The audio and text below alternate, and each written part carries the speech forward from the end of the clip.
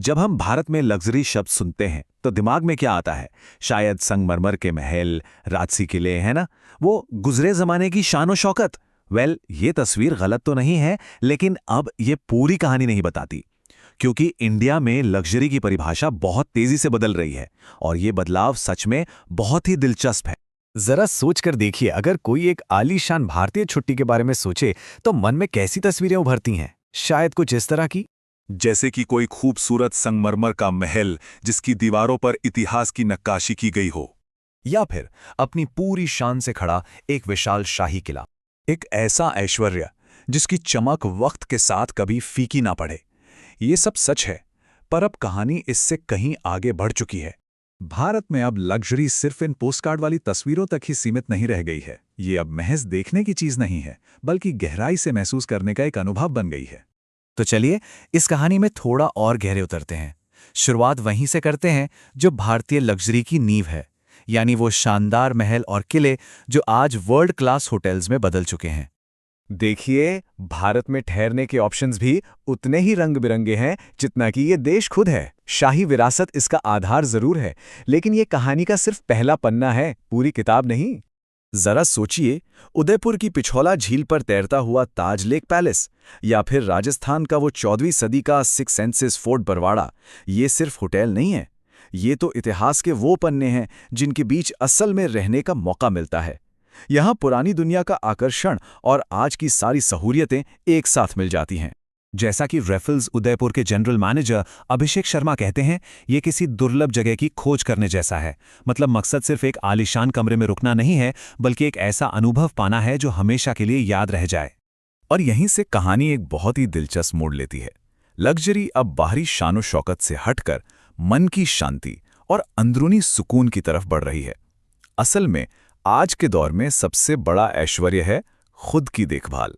ये एक बहुत बड़ा फर्क है। पहले लग्जरी का मतलब था महंगी चीजें और दिखावा, लेकिन आज की लग्जरी अंदर से जुड़ी है, शांति, सुकून और एक्सपीरियंस से। अब सवाल हमारे पास क्या है नहीं, बल्कि हम कैसा महसूस कर रहे हैं, ये ज्यादा जरूरी हो गया है। और भारत इस बदलाव के बिल्कुल सेंटर में है। सिक्स सेंसेस वराना जैसी जगहों पर आयुर्वेद और तिब्बती हीलिंग जैसी हजारों साल पुरानी पद्धतियां अपने सबसे शुद्ध रूप में मौजूद हैं। ये सिर्फ कोई स्पा सेशन नहीं है, बल्कि शरीर और मन को फिर से तरोताजा करने की एक गहरी प्रक्रिया है। और ये बात इस पूरी नई सोच को एकदम सटीक तरीके से बयां करती है। असली लग्जरी अब किसी वस्तु में नहीं, बल्कि अपने लिए निकाले गए समय, सुकून और अपनी देखभाल में है। हिमालय में आनंदा जैसी जगहें इसी सोच पर तो बनी हैं। कुछ रिट्रीट्स में तो नो फोन पॉलिसी भी है।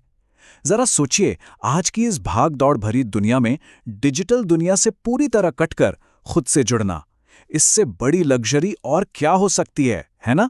लेकिन बात यहीं खत्म नहीं होती। लग्जरी की दुनिया में एक और नया आयाम जुड़ गया है, और वो है प्रामाणिक, यानी कि बिल्कुल असली सांस्कृतिक अनुभव। अब ब्रांड्स बड़े बड़े सिंबल से अपनी पहचान नहीं बनाते, बल्कि उन कहानियों से बनाते हैं जो सीधे दिल को छूती हैं। असली अनुभव ही आज की सबसे बड़ी पहचान है। मिसाल के तौर पर केरल के कुमारकोम लेक रिजॉर्ट को ही देख लीजिए। यहाँ हर विला की दीवारों पर रामायण और महाभारत की कहानियां हाथ से पेंट की गई हैं। ये सिर्फ एक कमरा नहीं है, ये एक जीती जागती कहानी का हिस्सा बनने जैसा है। अब लग्जरी का मतलब सिर्फ दूर से कुछ देखना नहीं है, बल्कि खुद उस अनुभव का हिस्सा बन जाना है। किसी स्थानीय कारीगर के साथ बैठकर मिट्टी के बर्तन बनाना सीखना और फिर अपनी बनाई कलाकृति को एक याद के तौर पर घर ले जाना, ये अनुभव किसी भी महंगी चीज से कहीं ज्यादा कीमती है। और हाँ, जायके की बात कैसे ना हो। अतुल कोचर और विकास खन्ना जैसे मिशेलिन स्टार शेफ भारतीय खाने को एक कला में बदल रहे हैं। अब खाना सिर्फ पेट भरने के लिए नहीं है, बल्कि एक यादगार अनुभव का हिस्सा है जो पूरी यात्रा को और भी खास बना देता है। लग्जरी की परिभाषा में आया यह बदलाव सिर्फ एक सोच नहीं है, इसका सीधा असर भारत के हॉस्पिटैलिटी बाजार पर भी दिख रहा है। चलिए कुछ आंकड़ों पर नजर डालते हैं जो इस तेजी को दिखाते हैं। एक अनुमान के मुताबिक 2026 तक भारत में होटल के कमरों की कीमतों में 6% की बढ़ोतरी हो सकती है। यह साफ बताता है कि इस तरह के अनुभवों की मांग लगातार बढ़ रही है और बाजार भी काफी मजबूत हो रहा है। प्रति उपलब्ध कमरे से होने वाली कमाई, जिसे इंडस्ट्री में रेवपार भी कहते हैं, उसमें भी जबरदस्त उछाल दिख रहा है। अनुमान है कि 2026 तक ये आंकड़ा 6,800 रुपए तक पहुंच सकता है, जो एक बहुत ही हेल्दी ग्रोथ का संकेत है। और बाजार भी इस बढ़ती मांग को पूरा करने के लिए तैयार है।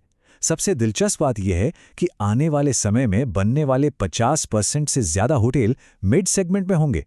इसका मतलब साफ है कि अनुभव पर आधारित लग्जरी का ये आइडिया अब सिर्फ ऊंचे तबके तक ही सीमित नहीं है, बल्कि ज्यादा से ज्यादा लोगों तक पहुंच रहा है। तो अंत में ये सवाल हमारे सामने आता है, अगली यात्रा का मकसद सिर्फ एक नई जगह देखना होना चाहिए या फिर उस अनुभव के जरिए खुद के एक बेहतर रूप को खोजना? भारत की लग्जरी की जो नई परिभाषा है वो शायद इसी दूसरे सवाल में अपना जवाब ढूंढ रही है।